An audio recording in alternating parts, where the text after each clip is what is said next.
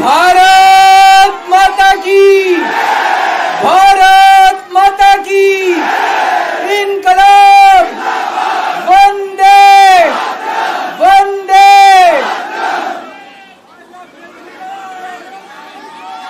आप सब लोगों का तहे दिल से बहुत बहुत शुक्रिया। इतनी तपती धूप के अंदर इतनी देर से इतनी बड़ी संख्या में आप लोग मेरा इंतजार कर रहे हैं। मैं आपका तहे दिल से बहुत बहुत शुक्रिया अदा करना चाहता हूं। जितने लोग इस वक्त टीवी में देख रहे हैं उन सब दर्शकों का भी मैं तहे दिल से शुक्रिया अदा करना चाहता हूं। सबको मेरा नमस्कार, सबको मेरा प्रणाम।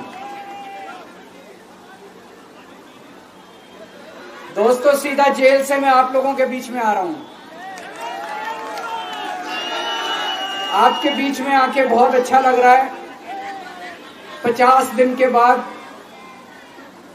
अभी अभी मैं, मेरी पत्नी, भगवंत मान साहब, हम लोग कनॉट प्लेस में हनुमान मंदिर में गए थे। हनुमान जी का आशीर्वाद लिया, उनके दर्शन किए। फिर शिव जी के मंदिर गए, शनि जी महाराज के पास गए, उनका सबका आशीर्वाद लिया। बजरंगबली की खूब कृपा है हमारे ऊपर, हमारी पार्टी के ऊपर, देशवासियों के ऊपर। उन्हीं की कृपा से आज अचानक मैं आप लोगों के बीच में हूं। नहीं तो किसी को उम्मीद नहीं थी कि चुनाव के बीच में मैं जेल से बाहर आ जाऊंगा। लेकिन ऊपर बजरंगबली की कृपा है, हनुमान जी की कृपा है हम लोगों के ऊपर, और चमत्कार हुआ और आज मैं आप लोगों के बीच में हूं।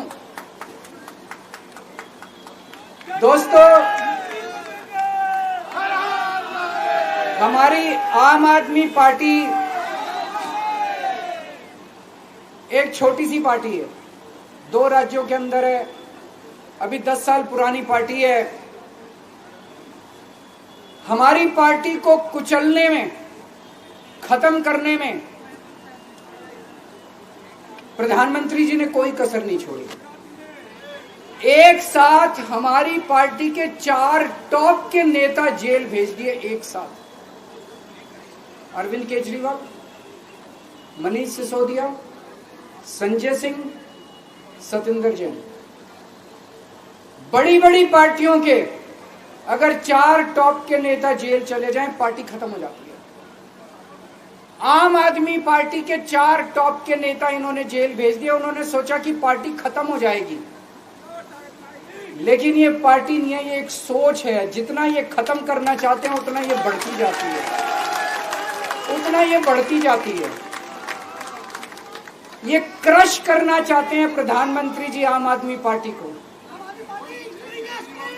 जो लोग मोदी जी से मिलने जाते हैं, वो कई लोग हमें भी जानते हैं, वो बाहर आके हमें बताते हैं कि आपके बारे में सबसे पहले मोदी जी से जो भी मिलने जाता है, सबसे पहले वो केजरीवाल की और आम आदमी पार्टी की 10 से 15 मिनट बात करते हैं। उनको कहते हैं कि आने वाले समय के अंदर आम आदमी पार्टी ही देश को भविष्य देने वाली है। वो खुद भी मानते हैं। इसीलिए वो चाहते हैं कि आज ही आम आदमी पार्टी को बढ़ने से रोका जाए, इनको कुचल दिया जाए। ये तानाशाही है। अगर उनको लगता है कि आम आदमी पार्टी आने वाले समय में बीजेपी को चैलेंज देने वाली है, आप अच्छे काम करो, आप देश को भविष्य दो। आज आपकी सरकार है केंद्र के अंदर, आप देश के लिए काम करोगे, आम आदमी पार्टी को कोई पूछेगा ही नहीं। लेकिन आप कुछ काम नहीं करो और आम आदमी पार्टी को कुचल दो, ये जनतंत्र नहीं है, ये इस देश की जनता पसंद नहीं करती। इन्होंने आम आदमी पार्टी को कुचलने में कोई कसर नहीं छोड़ी। छोटे से लोग हैं हम लोग, छोटी सी पार्टी है। 75 साल के अंदर इस कदर किसी पार्टी को और उसके नेताओं को प्रताड़ित नहीं किया गया जिस तरह से प्रधानमंत्री मोदी जी ने आम आदमी पार्टी को प्रताड़ित करने की कोशिश की है। मेरे को इन्होंने जेल भेज दिया। प्रधानमंत्री जी कह रहे हैं मैं भ्रष्टाचार से लड़ रहा हूं। देश के सबसे बड़े चोर, उचक्के और डकैतों को उन्होंने अपनी पार्टी में शामिल कर लिया। जिन लोगों को 10 दिन पहले मोदी जी कहते थे 70,000 करोड़ का इसने घोटाला कर दिया, थोड़े दिन के बाद उसी आदमी को अपनी पार्टी में शामिल करके किसी को डिप्टी सीएम बना देते हैं, किसी को मंत्री बना देते हैं और उनके सारे ईडी और सीबीआई के मामले खत्म कर देते हैं और कहते हैं मैं भ्रष्टाचार से लड़ रहा हूं। मैं मोदी जी को कहना चाहता हूं, भ्रष्टाचार से अगर लड़ाई लड़नी है तो केजरीवाल से सीखो। प्रधानमंत्री जी, भ्रष्टाचार के खिलाफ लड़ाई केजरीवाल ने लड़ी है। 2015 में जब दिल्ली में हमारी सरकार बनी थी, हमारे एक मंत्री का एक ऑडियो मेरे पास किसी ने व्हाट्सएप कर दिया। उस ऑडियो में मेरा मंत्री किसी दुकान वाले से 5 लाख रुपए मांग रहा था। किसी मीडिया वाले को नहीं पता था, विपक्ष को नहीं पता था, आप लोगों को याद होगा। मैंने अपने खुद मंत्री को सीबीआई के हवाले कर दिया, जेल भेज दिया था अपने मंत्री को। ये होती है भ्रष्टाचार के खिलाफ लड़ाई। पंजाब के अंदर मेरा एक मंत्री भ्रष्टाचार में, मेरे को पता चला कि वो पैसे मांग रहा है। वहां पे मान साहब ने उसको, किसी को भी, विपक्ष को नहीं पता था, मीडिया को नहीं पता था, हमने अपने मंत्री को उठा के जेल में भेज दिया। तुम देश के सारे चोर उचक्के डकैतों को अपनी पार्टी में शामिल कर लो और केजरीवाल को जेल भेज दो और कहो मैं भ्रष्टाचार के खिलाफ लड़ रहा हूं। तो आप भ्रष्टाचार के खिलाफ नहीं लड़ रहे प्रधानमंत्री जी। आप देशवासियों को बेवकूफ मत समझो। देश बच्चे बच्चे की जुबान के ऊपर हो रहा है कि सारे चोर चक्कों को अपनी पार्टी में शामिल करके और ईडी और सीबीआई के सारे केस उनके रफा दफा कर दो। केजरीवाल को क्यों गिरफ्तार किया? केजरीवाल को गिरफ्तार करके उन्होंने एक मैसेज दिया है सारे देश को कि अगर मैं केजरीवाल को गिरफ्तार कर सकता हूं तो किसी को भी गिरफ्तार कर सकता हूं। कोई केस नहीं होगा, कोई मामला नहीं होगा, तब भी मैं तुमको गिरफ्तार कर सकता हूं। एक बेहद खतरनाक मिशन चालू किया हुआ है प्रधानमंत्री जी ने, बहुत ही खतरनाक। देशवासियों को यह समझने की, अब जब मैं बोलने जा रहा हूं, समझने की जरूरत है। उस मिशन का नाम है वन नेशन वन लीडर। देश के सारे नेताओं को खत्म करना चाहते हैं मोदी जी और इसको 2 स्तर के ऊपर इस मिशन को चला रहे हैं। जितने विपक्ष के नेता हैं उनको जेल भेजेंगे और जितने बीजेपी के नेता हैं उनको सबको निपटा देंगे, उनकी राजनीति खत्म करते जाएंगे, उनको सबको निपटाते जाएंगे।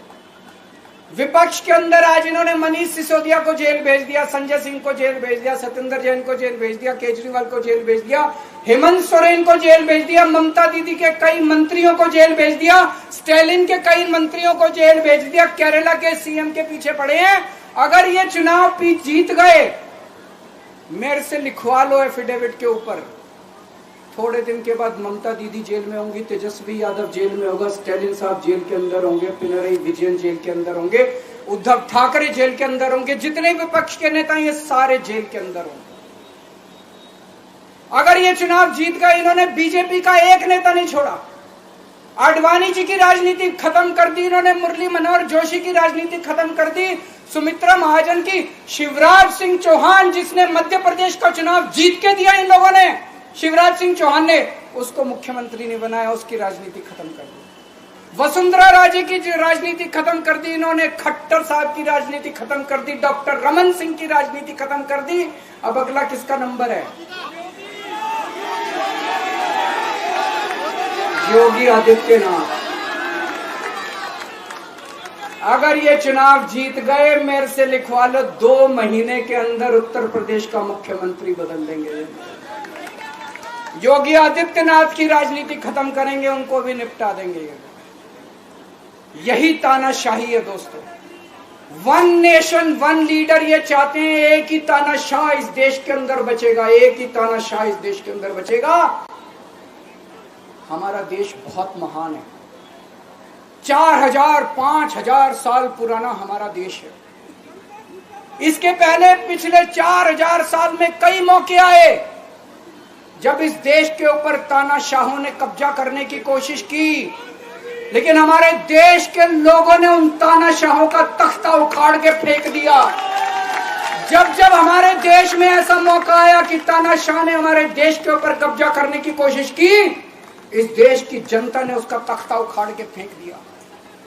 आज एक तानाशाह इस देश से जनतंत्र खत्म करना चाहता है। आज एक तानाशाह इस देश से लोकशाही खत्म करना चाहता है। मैं पूरे तन मन धन से लड़ रहा हूं, संघर्ष कर रहा हूं उस तानाशाह के खिलाफ।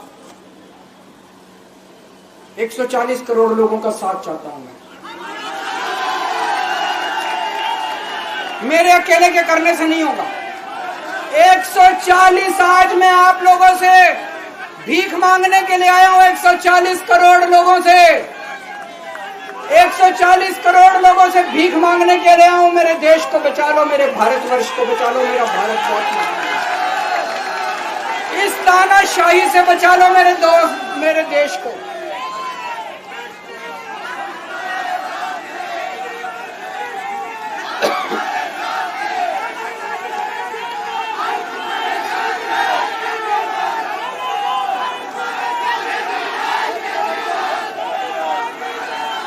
मैं सुप्रीम कोर्ट का बहुत बहुत शुक्रिया अदा करना चाहता हूं। उन्होंने 21 दिन दिए हैं, एक एक दिन में 24 घंटे हैं। मैं एक दिन में 24 में से 36 घंटे काम करूंगा। पूरे देश भर में घूमूंगा इस तानाशाही को रोकने के लिए। दोस्तों, जितनी मेरे अंदर ताकत है, मेरा सब कुछ कुर्बान है देश के लिए। मेरा तन मन धन सब कुछ कुर्बान है मेरे देश के लिए। मेरे खून का एक एक कतरा मेरे देश के लिए, मेरे शरीर का एक एक कतरा, मेरी जिंदगी का एक एक पल मेरे देश के लिए। मेरे देश को बचाने के लिए मैं पूरे देश में जाऊंगा। दोस्तों, अब एक बहुत महत्वपूर्ण बात करने जा रहा हूं, उसको ध्यान से सुनना। ये लोग इंडिया गठबंधन से पूछते हैं आपका प्रधानमंत्री कौन होगा। मैं बीजेपी से पूछता हूं आपका प्रधानमंत्री कौन होगा। आप लोग सोच रहे होंगे केजरीवाल क्या बात कर रहा है, मोदी जी होंगे। नहीं, मोदी जी अगले साल 17 सितंबर को 75 साल के हो रहे हैं।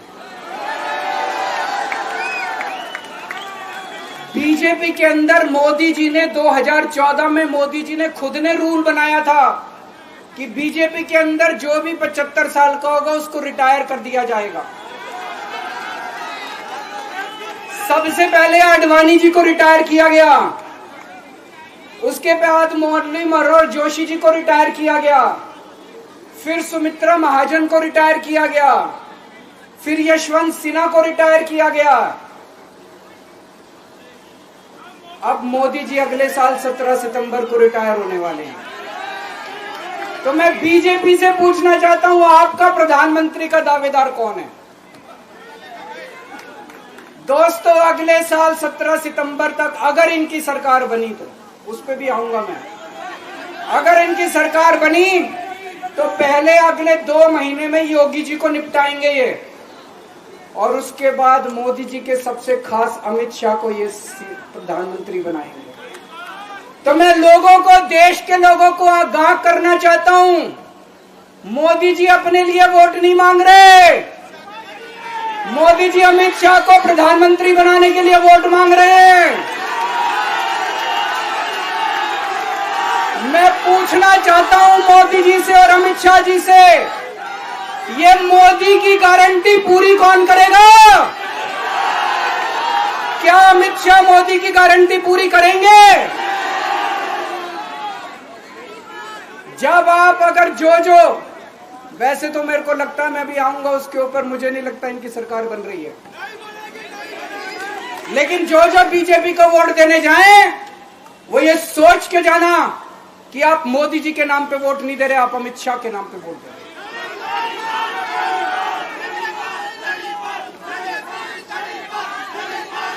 अब एक खुशखबरी है आप लोगों के लिए, अब एक खुशखबरी है। सबको बता देना जो मैंने बातें कही है, बड़ी सोच समझ के कही है।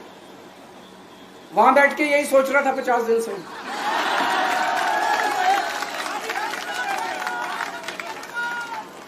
दोस्तों, पूरे देश के मेरे को बाहर निकले हुए 20 घंटे हो गए। इन 20 घंटों के अंदर भी मैंने रात भर में जनता से बात कर रहा था, लोगों से फोन कर रहा था।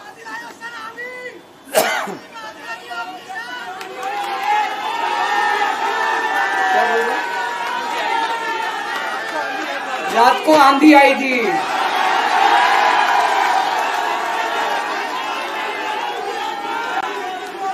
पिछले 20 घंटे में मैंने जो बातचीत करी है, कई बड़े बड़े एक्सपर्ट से बात की, चुनाव विश्लेषकों से बात की, सेफोलॉजिस्ट से बात की, जनता से बात की, फोन पे लोगों से। मेरा अपना आकलन है कि 4 जून के बाद इनकी सरकार नहीं बन रही, मोदी सरकार नहीं बन रही। दोस्तों, अगर मैं गलत हूं तो मेरे को बताना। हरियाणा में इनकी सीट कम हो रही है, राजस्थान में कम हो रही है, कर्नाटक में कम हो रही है, दिल्ली में कम हो रही है, बिहार में कम हो रही है, महाराष्ट्र में कम हो रही है, कर्नाटक में कम हो रही है, बंगाल में कम हो रही है, झारखंड में कम हो रही है। बढ़ कहां रही है? यूपी में कम हो रही है, बढ़ कहां रही है? बड़े एक भी जगह इनकी सीटें नहीं बढ़ रही हैं। मेरा अपना मानना है, और सट्टा बाजार में भी जो चल रहा है, इनकी 220 से 230 के बीच में सीट आ रही है, उससे ज्यादा सीट नहीं आ रही। मोदी सरकार नहीं बन रही है, केंद्र में इंडिया गठबंधन की सरकार बन रही है। आम आदमी पार्टी उस सरकार का हिस्सा होगी। दिल्ली को पूर्ण राज्य दिलाएंगे। दिल्ली का एलजी लोगों का एलजी होगा, दिल्ली का एलजी दिल्ली वालों का एलजी होगा। गुजरात से आया हुआ है अभी, दिल्ली के लोगों का एलजी होगा, दिल्ली के लोगों का विकास होगा। एक और पॉइंट है, जब मैं जेल के अंदर था तो कुछ लोगों ने यह मुद्दा उठाया, केजरीवाल सीएम पद से इस्तीफा क्यों नहीं देता। दोस्तों, केजरीवाल को कभी किसी पद का लालच नहीं हुआ। मैं आप मंत्री, मुख्यमंत्री, प्रधानमंत्री ये सब बनने नहीं आया। इनकम टैक्स में कमिश्नर की नौकरी करता था। कमिश्नर की नौकरी छोड़ के दिल्ली की झुग्गियों के अंदर 1 नहीं, 2 नहीं, 3 नहीं, 10 साल तक मैंने दिल्ली की झुग्गियों के अंदर काम किया है, सुंदर नगरी और नंद नगरी की झुग्गियों के अंदर, इनकम टैक्स कमिश्नर की नौकरी छोड़ के। जब मेरे को दिल्ली की जनता ने पहली बार सीएम बनाया, असूलों के ऊपर 49 दिन के अंदर सीएम पद से इस्तीफा दे दिया था। एक चपरासी की नौकरी कोई नहीं छोड़ता। सीएम बनने के लिए लोग अपना दायां हाथ कटाने के लिए तैयार होते हैं। मैंने खुद से अपने आप सीएम की कुर्सी को लात मार दी थी 49 दिन के अंदर। मेरे लिए सीएम पद इंपॉर्टेंट नहीं है। आज मैंने सीएम पद से इस्तीफा क्यों नहीं दिया जेल जाने के बाद? दोस्तों, पिछले 75 साल में भारतवर्ष में इतने राज्यों के चुनाव हुए, इतने राज्यों के चुनाव हुए, दिल्ली के अंदर सबसे ऐतिहासिक बहुमत से आम आदमी पार्टी जीती। 55-56% वोट, एक बार 67 सीट, एक बार 62 सीट। इतने भारी बहुमत से आज तक कोई राज्य की सरकार 75 साल में नहीं जीती। इतने भारी बहुमत से जीतने के बावजूद झूठा केस, अब उनको पता है वो हमें हरा नहीं सकते दिल्ली के अंदर। उन्हें पता है अगले 20 साल तक दिल्ली में आम आदमी पार्टी को कोई नहीं हरा सकता। तो उन्होंने एक षड्यंत्र रचा, राजनीतिक षड्यंत्र रचा। केजरीवाल को झूठे केस में जेल भेज दो, केजरीवाल को इस्तीफा देना पड़ेगा, केजरीवाल की सरकार गिर जाएगी। उन्होंने ये षड्यंत्र रचा। मैंने कहा मैं भी इस्तीफा नहीं दूंगा। तुम अगर जनतंत्र को जेल में कैद करोगे तो जनतंत्र जेल से चला के दिखाएंगे। दोस्तों, सरकार भी जेल से चला के दिखाएंगे। कतई इस्तीफा, तुम्हारे ट्रैप में फंसने वाले नहीं हम। ये अगर हेमंत सोरेन साहब को भी इस्तीफा नहीं देना चाहिए था, जेल से सरकार चलानी चाहिए। अगर हमने इस्तीफा दे दिया, ये तो बड़ा अच्छा इनके लिए। जिस राज्य के अंदर ये चुनाव हारेंगे उसके मुख्यमंत्री को पकड़ के जेल में डाल दो, सरकार गिरा दो। उसके मुख्यमंत्री को पकड़ के जेल में डाल दो, सरकार। आज मैं अगर दिल्ली की जेल के अंदर रह के दिल्ली की जेल से इस्तीफा नहीं दे रहा, वो इस तानाशाही के खिलाफ संघर्ष कर रहा हूं, इसको समझ लेना।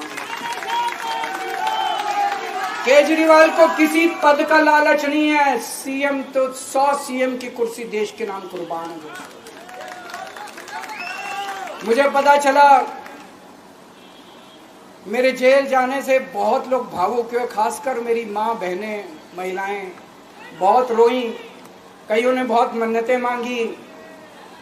मैं सबका बहुत बहुत शुक्रिया अदा करना चाहता हूं, जिन लोगों ने अपनी दुआएं, करोड़ों लोगों ने अपनी दुआएं भेजी हैं।